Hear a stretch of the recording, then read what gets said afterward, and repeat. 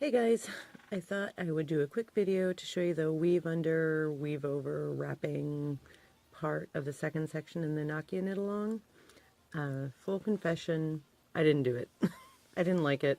So I just did a knit one, slip one with the yarn in front. You can see those guys right there. And with like every section, you can kind of do whatever you want. Just it's supposed to be colorful and textural. So you can do whatever you want, but I'll show you how to do what he says. Here's my funny little swatch. And the weave under, weave over is like this guy right here.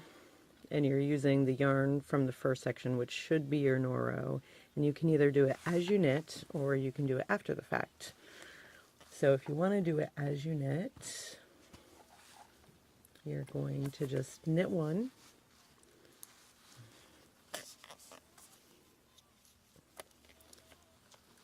And then you're going to nest your Noro in there and let it be going to the back for the first one.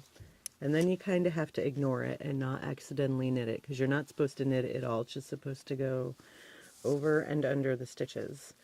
So then you can knit one, and then you want to pull the Noro through into the front. And then ignore it some more. And then knit one, and then move it to the back. And then knit another, and you're just going to do that for all the weave over, weave under bit. So you've got these little crosses in front of the stitch. When you get to the wrap 3, you can do it a couple different ways. I think this is the easiest way, so we'll do that, which is you're going to knit the next 3 stitches. So you've got your 3. And then get a DPN and slide those back onto a DPN. Then you want to just grab the yarn that's underneath. It's kind of hard to manage them all, but... And then literally just wrap it around the base of those stitches 3 times. So here's one. There's one. Wrap it again. Make sure you're only going around the base.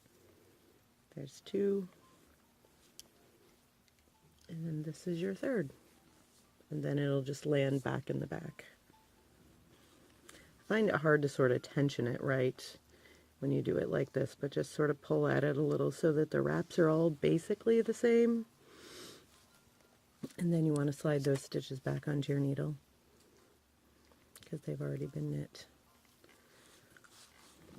And then you can carry on with the weave under, weave over bit. So knit one, pull the yarn forward,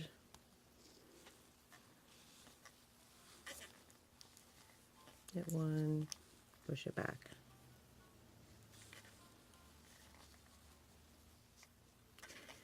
And just finish out your row like that. And then you have to find a strategic place to weave them in. I'll just finish really quick because it's just a little swatch, not a whole row. Sorry, this video is going to be extra long. Hopefully that won't drive you guys crazy. Okay, so that's the first way you can do it. It's fine. I don't know. It's totally up to you if you like it. It is a cool texture, but I don't know, there was something about it that just I didn't groove with.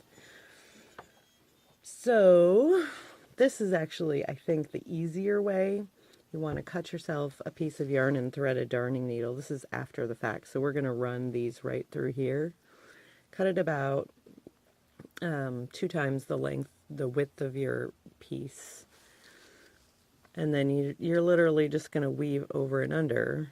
So you find your row where you're going to go. You go over that stitch, go underneath.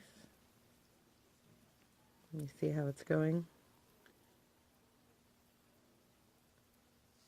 And then when you get to a wrap 3 times, I think it's a little easier to tension this when you have it going like this. So your next 3 stitches would be 1, 2, 3.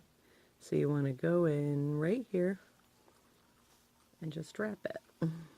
Come back through where you started.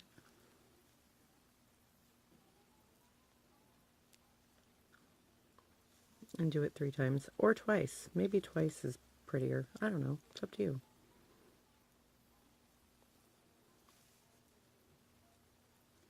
And then when you get to the last one, you're just going to continue on your over-under